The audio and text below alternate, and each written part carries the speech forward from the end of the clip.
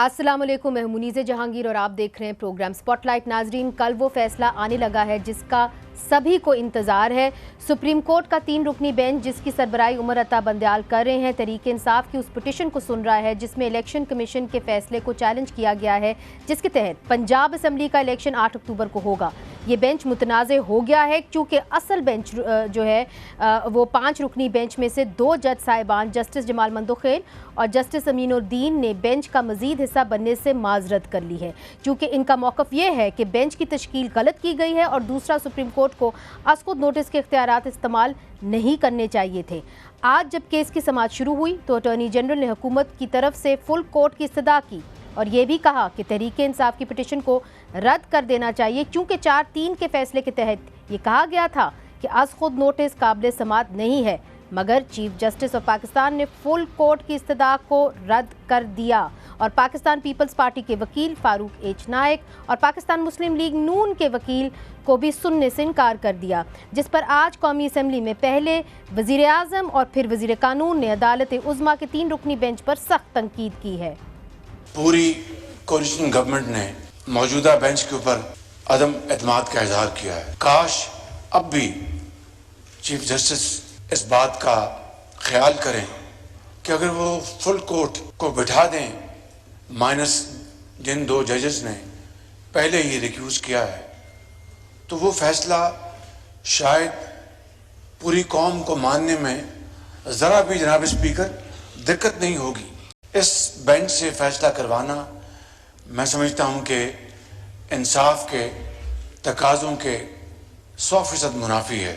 Justice काजी फायज ईसा साहब के bench ने फैसला सादर कर दिया कि जब तक फुल कोर्ट ये रूल्स नहीं बनाती और ये जो सवाबदीद है चीफ जस्टिस साहब की कि किस मामले में फुल कोर्ट टेकअप करना, किस मामले में असखुद नोटिस लेना है, किस में नहीं लेना, आइन कहता है कि सुप्रीम कोर्ट ये इख्तियार इस्तेमाल करेगी, तो इस पे हमें क्लैरिटी आनी चाहिए। और साथ उन्होंने हदायत की रजिस्ट्रार ऑफिस को कि जब तक ये मामला नहीं होता, सुप्रीम कोर्ट में जो पेंडिंग केसेस हैं आर्टिकल 184(3) के असखुद नोटिस के, उन्हें कार्रवाई के लिए अदालत के सामने पेश ना किया जाए, उन्हें बेंचेस के सामने ना लगाया जाए। मासवाए उन 2 जज साहबान के फुल कोर्ट दोबारा बिठा दी जाती, लेकिन हैरान कुन तौर पे एक बार फिर 3 रुकनी बेंच ने प्रोसीडिंग्स जो हैं वो शुरू कर दी। जब अदारे के अंदर से आवाजें उठ रही हैं, अदारे के मुअज़्ज़ज़ मुवक्कर जज साहबान ये बात कर रहे हैं कि ये मामला ऐसे नहीं है, इस तरह से है,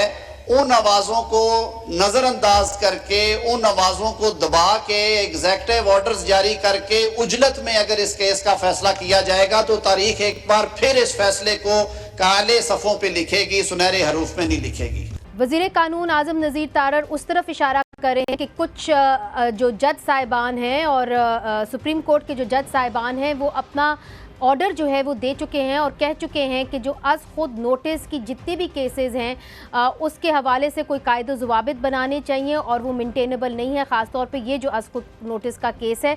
और आज ही सुप्रीम कोर्ट के जो प्यूनी जज हैं जस्टिस काजी फायज ईसा, वो रजिस्ट्रार के ऊपर बरहम हुए और उन्होंने ये कहा कि जो रजिस्ट्रार हैं उनको अदालती ऑर्डर को अंडू करने का कोई इख्तियार नहीं था, उन्होंने इख्तियार से तजावुज़ किया। जस्टिस काजी फायज ईसा ये कह चुके हैं कि अज खुद नोटिस के केस के अंदर जो कायदो ज़वाबित हैं वो पहले बनने चाहिए और फिर अज खुद नोटिस केसेस जो हैं वो लेने चाहिए। और नाजरीन, आपको पता है कि इस वक्त जो अज खुद नोटिस के केसेस और पटिशन जो है PTI की, उसकी सुनवाई हो रही है, जिसके तहत कल फैसला आना है कि क्या पंजाब और के अंदर जो इलेक्शंस हैं वो सही कब होंगे और कैसे होंगे, और जो इलेक्शन कमीशन ने 8 अक्टूबर की डेट दी है वो सही है कि नहीं।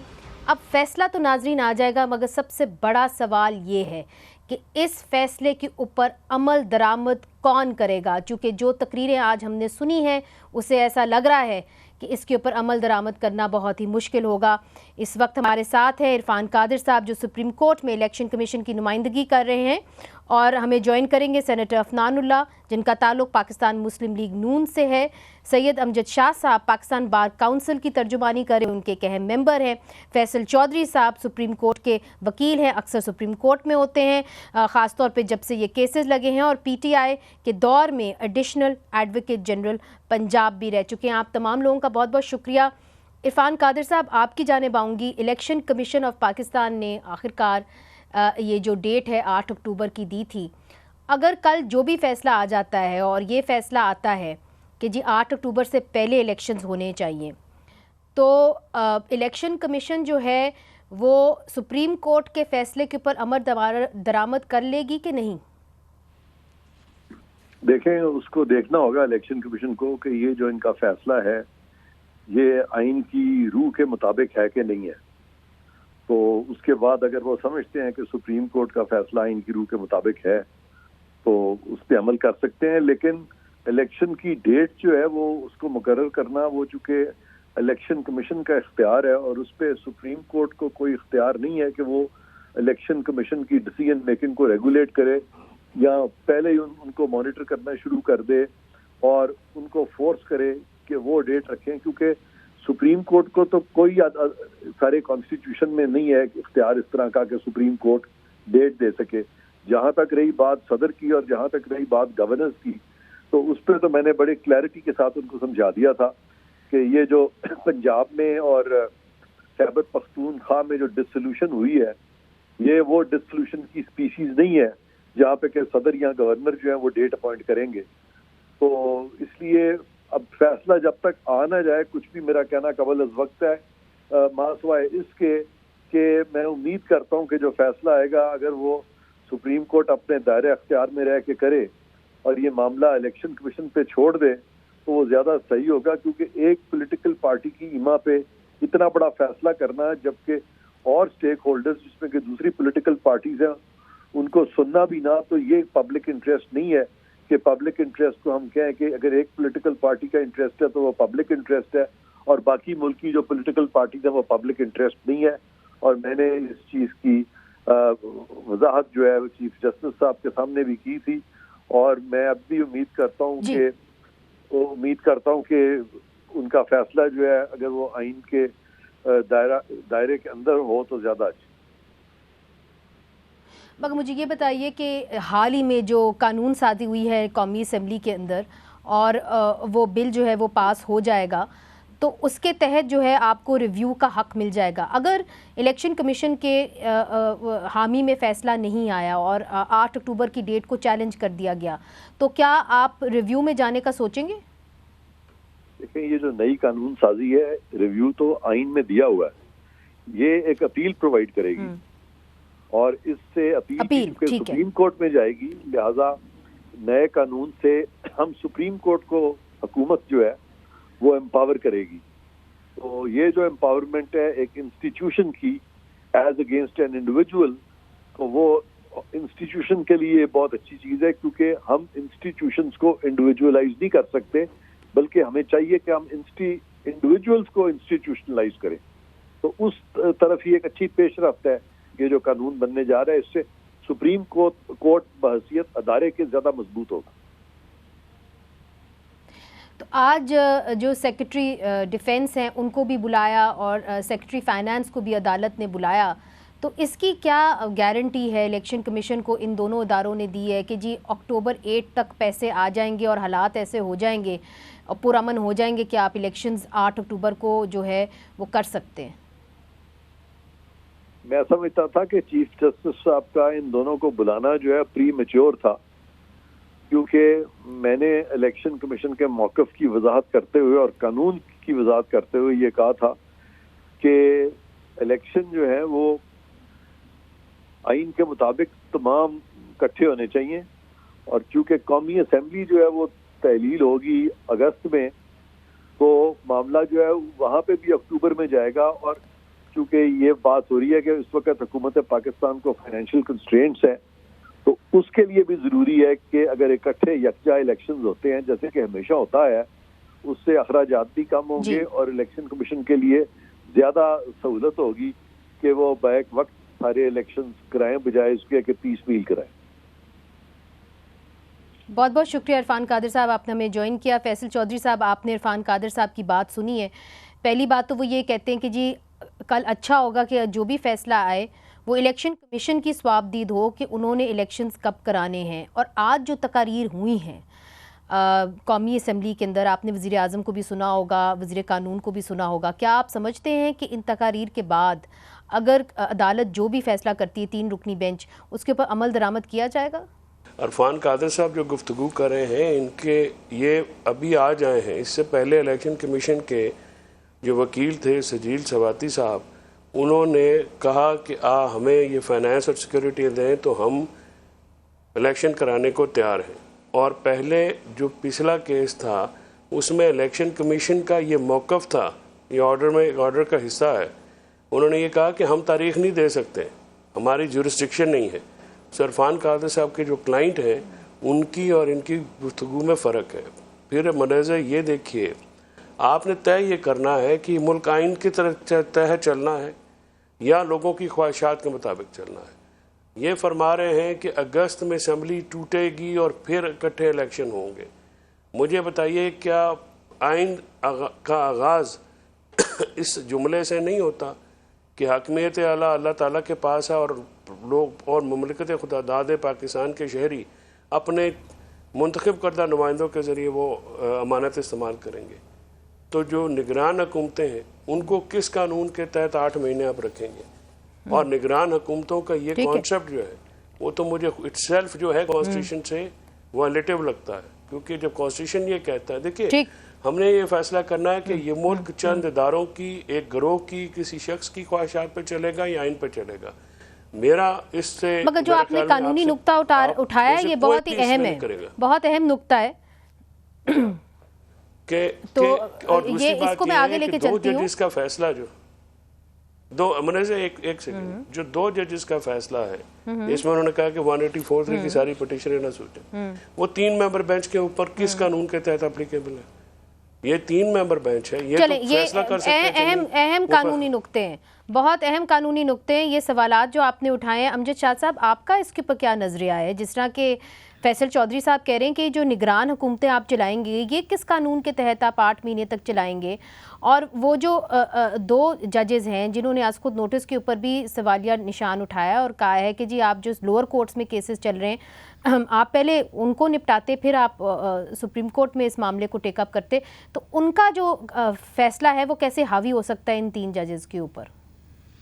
मैं थोड़ा सा टाइम लूंगा। ये आगाज हुआ उस दिन जिस दिन कासिम सूरी साहब ने एक रूलिंग दी, वहां से इस मुल्क की, जिसे हम कहते हैं ना कि डिस्टेबलाइजेशन शुरू हो गई, डिस्टेबलाइज होगा सारा सिस्टम। उस रूलिंग के बाद फिर दूसरा फैसला पंजाब असम्बली के हवाले से जो आया कि वोट ना काउंट किए जाए, आइन से जिसे हम कहते हैं कि रीराइट किया गया आइन। इन 2 फैसलों ने इस मुल्क को बिल्कुल, जिसे कहते हैं, इतने अरसे से इतनी तबाही मचाई है आइनी और कानूनी मामलात में, जिसका मैं समझता हूं कि कोई अभी तक अजाला नहीं हो रहा। अब तीसरा जो अभी मौका है, इसमें चीफ जस्टिस ऑफ पाकिस्तान की रिस्पॉन्सिबिलिटी है इंसाफ करना, लेकिन उसके साथ इस इदारे की इज्जत और एहतराम को कायम रखना भी उनकी जिम्मेदारी है। और बहुत अच्छा उनके पास मौका था कि वो फुल कोर्ट बना देते और हमेशा के लिए ये कंट्रोवर्सी खत्म हो जाती। लेकिन बदकिस्मती से वो मुसर हो गए इस बात पे कि नहीं, ये 3 जजेस का बेंच ही जो है इस पर फैसला करेगा। तो इंसाफ के तकाजे पूरे होते हुए नजर नहीं आ रहे। मैं तो इंडिपेंडेंट हूं, मेरा किसी पार्टी से ताल्लुक नहीं है। इलेक्शन होने चाहिए, इस पे कोई दूसरी राय नहीं है। इलेक्शन कमीशन का जो मौकफ है कि जिस तरह सेंसस हो रहे हैं, डिलिमिटेशन होगी, आप पंजाब और खेपी का इलेक्शन करा लेंगे और कौमी असम्बली का बाद में होगा, 2 सूबों में बाद में होगा। और आज जो हालात हैं, मुझे नहीं लगता कि इलेक्शन अगर 2 सूबों में हो भी जाए तो हालात ठीक हो जाएंगे। 90 डेज में आइन में लिखा हुआ जरूर है, लेकिन सिचुएशन ऐसी पैदा हो गई, ये बिल्कुल एक नई हालात है। शायद उस वक्त लेजिस्लेचर ने सोचा भी नहीं था कि ऐसा भी हो सकता है। इससे पहले कभी ऐसे हालात मुल्क में बने नहीं थे। तो अब ऐसी सूरत हाल में एक तो फुल कोर्ट बननी चाहिए थी, दूसरा पार्लियामान में जितनी भी ये पॉलिटिकल पार्टीज हैं इन्हें बैठ के आपस में फैसला करना चाहिए था। अगर पार्लियामान में नहीं कर सकते तो इलेक्शन कमीशन में बैठ के जाके फैसला कर ले। हमारी अपने पाकिस्तान बार काउंसिल ने मगर अमजद भी शाह साहब इनिशिएटिव वो लिया तो हुआ है। नहीं हुआ ना, वो तो नहीं हुआ। मामला अब अदालत ये के अंदर सबसे चले गए, बेस्ट इसका हाल अदालत तो मुतनाज़े हो क्या? गई, अदालत के अंदर से आवाज़ें उठाई।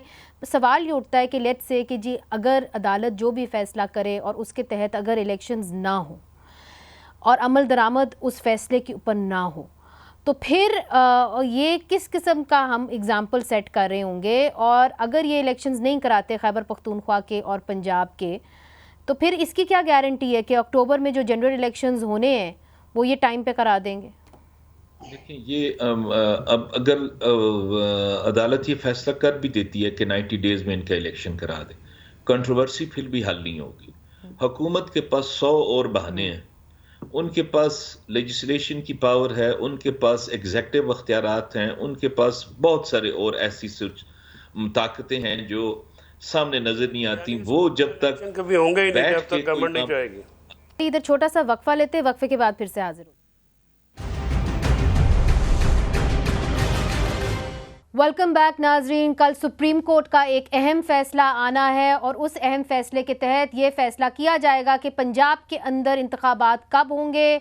आज जो कौमी असम्बली में तकारीर हुई हैं जिसके अंदर आज़म नज़ीर तारर, वज़ीर कानून और वज़ीर आज़म ने जो तकरीर की हैं, उसके बाद ये सवाल उठता है कि क्या इस फैसले के ऊपर अमल दरामद हुकूमत करेगी कि नहीं करेगी। सेनेटर अफनान साहब, यही सवाल मैं आपसे करूँगी कि अगर आप इसके ऊपर अमल दरामद नहीं करते और ये फैसला सुना है कि हो गया है कि आप इलेक्शंस इकट्ठे ही कराएंगे, यानी अक्टूबर में तमाम इलेक्शंस होंगे, कौमी असम्बली के भी और बाकी सूबों के भी, तो अगर आप कल जो फैसला आता है उसके ऊपर अमल दरामद नहीं करते तो फिर उसका खामियाजा पूरे मुल्क को नहीं भुगतना पड़ेगा और अदलिया की साख को बहुत ठोस पहुँचेगा।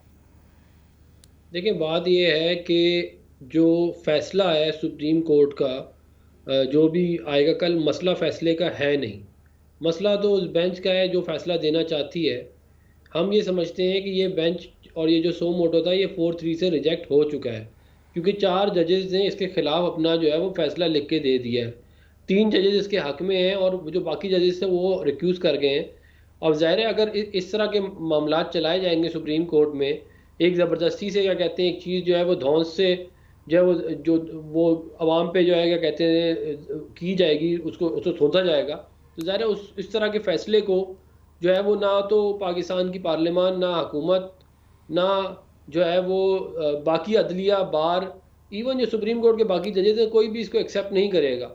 फैसल चौधरी साहब से पूछती हूँ। फैसल साहब, देखिए आपका भी एक स्टेटेड पोजीशन रही है कि जी सुओ मोटो जो है इतनी आसानी से जिस तरह हमारे मुल्क में लिया जाता है उस तरह लेना नहीं चाहिए, ये आपकी एक स्टेटेड पोजीशन रही है। मगर साथ साथ जिस तरह के सेनेटर अफनान कह रहे हैं कि जी इसका कोई कानूनी जवाज़ ही नहीं होगा जो भी कल का फ़ैसला आएगा, तो उस लिहाज से तो बहरान मज़ीद गहरा हो जाएगा। और जो आप मामलात सुलझाने की कोशिश कर रहे थे, इलेक्शंस टाइम पे करने की कोशिश कर रहे थे, तो फिर आप क्या करेंगे? पाकिस्तान तहरीक इंसाफ क्या करेगी? पाकिस्तान तहरीक इंसाफ तो खुद अपना फैसला लेगी कि उन्होंने क्या करना है क्या नहीं करना है। मुझे आप मुझे बताएं 8 अक्टूबर के फैसले की आप क्या गारंटी देती हैं कि क्या आप समझती हो जाएंगे?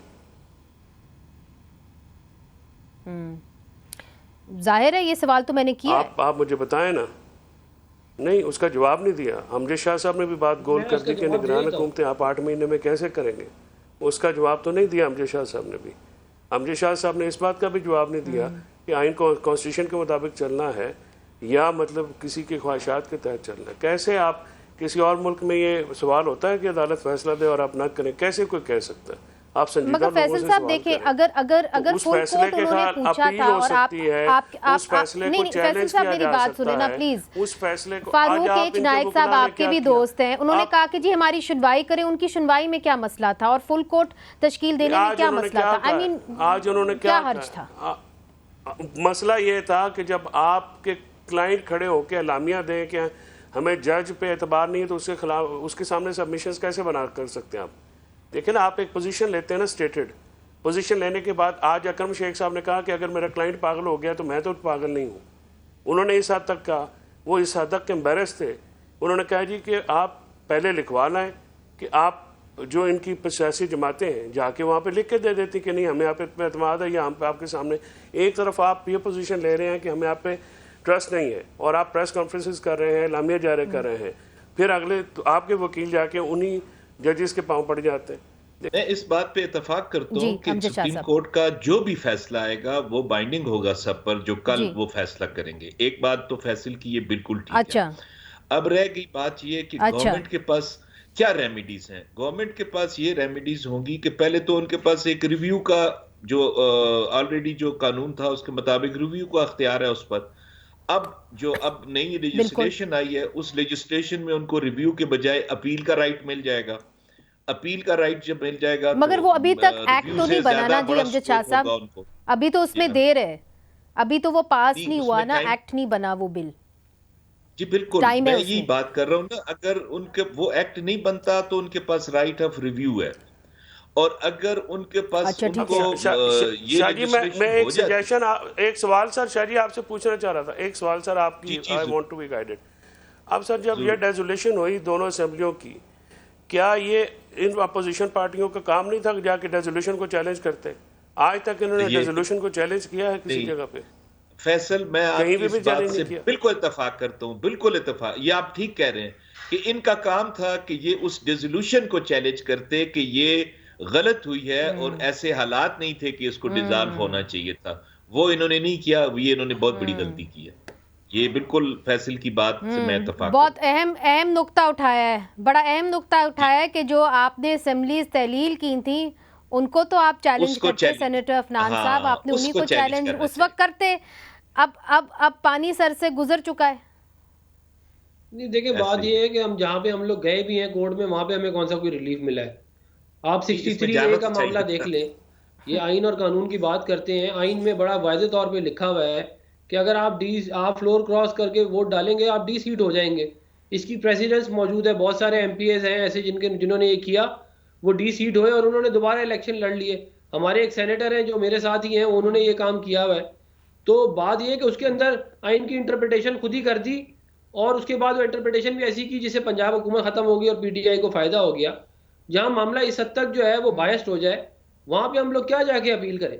दूसरी तरफ से जिस तरह के अमजद शाह साहब भी कह रहे हैं, फिर मैंने पूछा इरफान कादिर साहब से भी, अगर ये रिव्यू या अपील में चले गए और वहाँ पे लार्जर बेंच बन गया, ऑलरेडी हम माइंड जानते हैं बाकी जजेस का भी, तो फिर उसके अंदर क्या होगा? अगर आप PTI के खिलाफ फैसला हो गया तो बेहतर नहीं था कि मामला था आप पार्लियामेंट के अंदर ही हल कर लेते?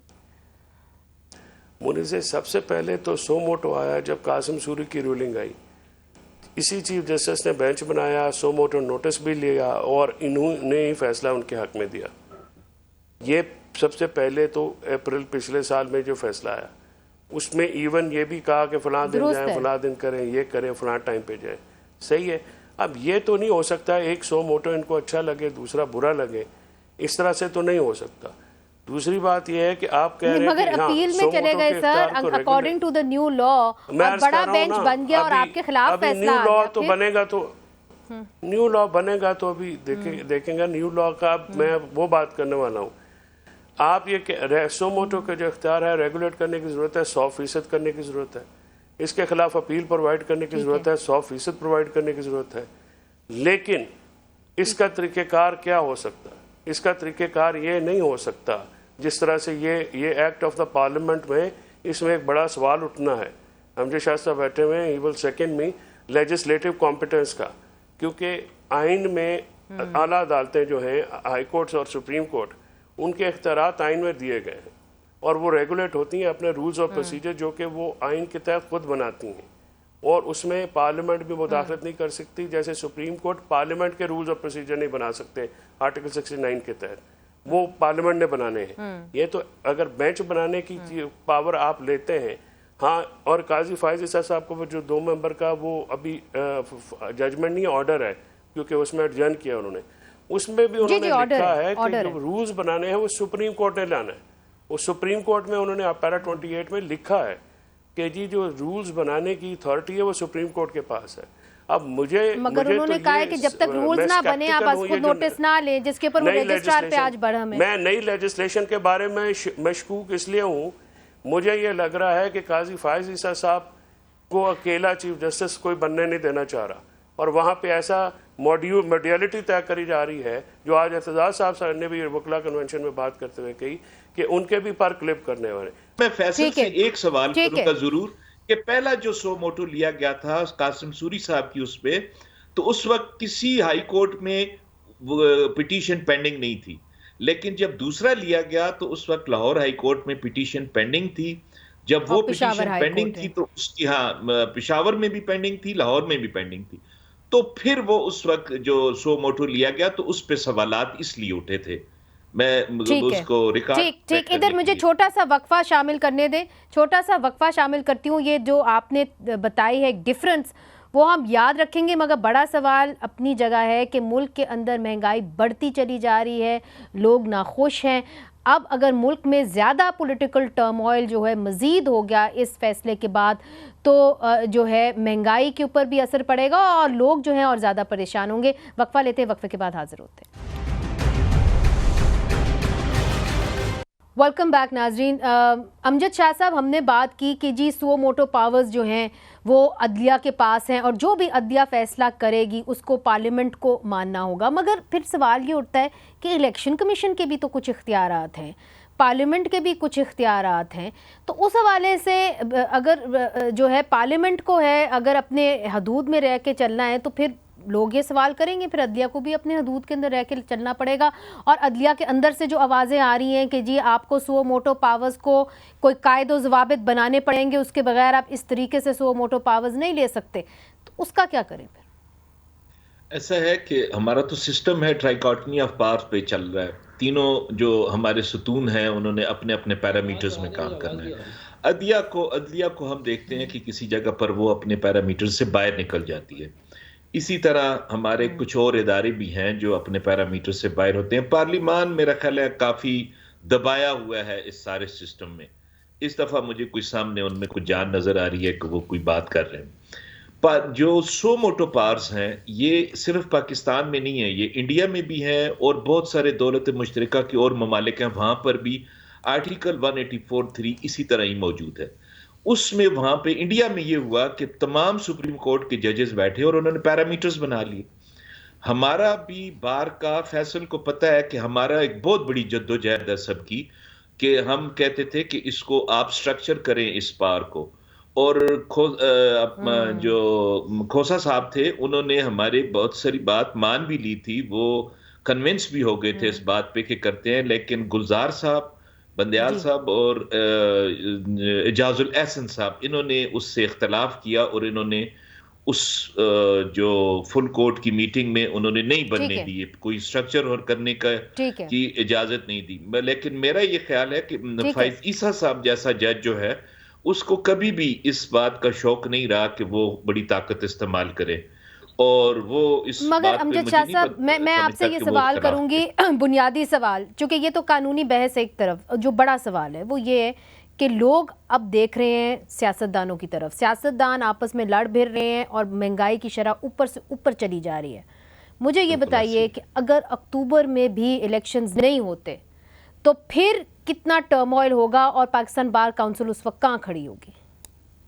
देखिए, हम पाकिस्तान बार काउंसिल तो आज भी इस कंट्रोवर्सी को चाहती है कि ये हल हो और अब अपना प्लेटफॉर्म भी देने के लिए तैयार हैं, लेकिन हमारे पॉलिटिशियंस जो हैं इस वक्त जिस लेवल पे ये जा रहे हैं, ये मैं समझता हूं कि ये मुल्क की तबाही की तरफ ले जा रहे हैं। मैंने इसीलिए अब साहब को कहा था कि कासिम सूरी साहब की रूलिंग से शुरू हुआ और उसके बाद अदालती फैसलों ने इसको मजीद इस बुरान को वो आपने वाज़े कर दिया कि बढ़ाया ही ठीक है। और अभी भी जिस तरह से आगे चल रहा है, कल खुदा न खास्ता कोई ऐसा फैसला आया तो उसमें भी यही हालात होंगे। ये मुल्क को बचाने के वजह नहीं बनेगा ये फैसला। सेनेटर अफनान साहब, जो अमजद शाह साहब कह रहे हैं कि पाकिस्तान बार काउंसिल का प्लेटफॉर्म हाजिर है, आप आइए, आप उसके ऊपर मुज़ाकरात करें, चूँकि बहरान मज़ीद गहरा हो जाएगा और आपके लिए भी इकॉनमी के ऊपर फोकस करना मुश्किल हो जाएगा। तो मियाँ साहब तो ये कहते हैं कि जी बात ही नहीं करनी, मौलाना फजलुर रहमान साहब कहते हैं खान साहब से बात ही नहीं करनी। जेन्युइन ऑपोजिशन तो वो हैं, क्यों नहीं बात करनी, क्यों नहीं आप इसका फ़ायदा उठाते पाकिस्तान बार काउंसिल के प्लेटफॉर्म का? देखिए, इमरान खान साहब ने बार बार ऐसे काम किए हैं जिससे उन्होंने ये बात साबित की है कि वो उनके ऊपर एतमाद नहीं किया जा सकता। वो उनकी ज़बान की कोई वैल्यू है नहीं। वो सुबह एक बात करते हैं तो दोपहर को एक और करते हैं, शाम को एक और करते हैं। अब जब ऐसे इंसान की जिसकी ज़बान की कोई वैल्यू ना हो और कोई गारंटी देने के लिए भी तैयार ना हो पूरी दुनिया में, उससे फिर क्या बात की जाए। वो हमेशा उनका ये होता है कि मैं अगले को धोखा कैसे दूंगा, मैं डेढ़ होशियारी कैसे दिखाऊंगा। अब इस तरह के मामलात के अंदर आप मुझे बताएं ना कि कैसे क्या कहते हैं किसी की बात के ऊपर ट्रस्ट किया जा सके। ये एक बात। दूसरी बात ये है कि मुझे आप ये सेनेटर बता साहब दें एक बात बताइए कि मुझे किसी कि अक्टूबर में ये जो आज मेरी दफ़ाए मेरी ये गुजारिश सेक्रेटरी सुनिए। दफ़ा जो आए हैं, और सर एक सेकंड, सेक्रेटरी जो फाइनेंस आए हैं, क्या वो गारंटी करते हैं कि अक्टूबर 8 को अब तमाम इलेक्शंस हो जाएंगे? देखें, इसकी गारंटी तो वो ज़ाहिर है जब कोर्ट में उनको बुलाएंगे वो पूछेंगे तो वो बताएंगे कि वो देते हैं कि नहीं देते। मेरा ये ख्याल है कि ये मामला अच्छी तरह तभी रिजॉल्व हो सकता है जिसके अंदर ये कहते हैं कोई जो है वो मतलब एमिकेबली मामला चलाया जाए, जिसके अंदर तमाम पार्टीज़ को ऑन बोर्ड किया जाए। अभी तक जो है ये अगर कोर्ट इस तरह वन वे ट्रैफिक चलाएगी जिस तरह वो चला रही है, उसके अंदर तो मैं आपको बता दूं, ये कहते हैं कि ये बहरान और बढ़ेगा, ये ख़त्म नहीं होगा। मुझे आप सिर्फ ये बता दें कि 30 अप्रैल में और 8 अक्टूबर में 4-5 महीने का फ़र्क है। इससे कौन सी दुनिया ऊपर नीचे हो जाएगी कि ये इंसान ने ज़िद का और अना का मसला बना लिया है कि जी मैं पहले असेंबलियाँ टूटे, मैं पहले हुकूमत में आऊँ। पहले उसने कहा कि मैं पार्लियामेंट में नहीं आता, पार्लियामेंट को गालियाँ दी, ठीक फिर है, उसके बाद जो है कहा कि मैं वापस आना चाहता हूँ। मतलब यहाँ इस तरह का इरेटिक बिहेवियर हो, उसको आप मुझे बताएं ना हम कैसे एंटरटेन करें। तो हम ये चाहते हैं कि ये ठीक। अक्टूबर में इलेक्शन हो जाए, लेकिन बहरहाल हुकूमत आप हैं। आई एम सॉरी, मेरा प्रोग्राम का वक्त बिल्कुल ख़त्म हो गया। हुकूमत आप है, पहल आपने करनी थी मुज़ाकरात के हवाले से, मगर इस वक्त लग नहीं रहा कि आप पहल करने के लिए इंटरेस्ट हैं। बहुत शुक्रिया सेनेटर अफनान साहब, आपने हमें ज्वाइन किया। जनाब फैसल चौधरी साहब आपका भी बहुत शुक्रिया, और जनाब अमजद शाह साहब आपका भी बहुत शुक्रिया, पाकिस्तान बार काउंसिल को रिप्रेजेंट कर रहे थे। इरफान कादिर साहब ने भी हमें ज्वाइन किया था जो इलेक्शन कमीशन ऑफ पाकिस्तान की तरफ से पेश हो रहे थे। तो नाजरीन, कल बहुत बड़ा फैसला आने लगा है, मगर इस बहुत बड़े फैसले के बाद बहुत बड़ा सवाल ये होगा कि क्या इस फैसले के ऊपर हुकूमत अमल दरामद करेगी कि नहीं करेगी। अगर नहीं करेगी तो सियासी बहरान भी होगा, कानूनी बहरान भी होगा, और इस मसले का हल सियासी है। बहुत पहले से दानिश्वर कहते आ रहे हैं कि इस मसले का हल सियासी है। काश कि सियासतदान मिल बैठ के इस मसले का हल, अभी भी वक्त है, ढूंढ लें तो मुल्क जो है इस बहरान से निकल सकता है। मुनीज़ जहांगीर को इजाज़त दीजिए, खुदा हाफिज़।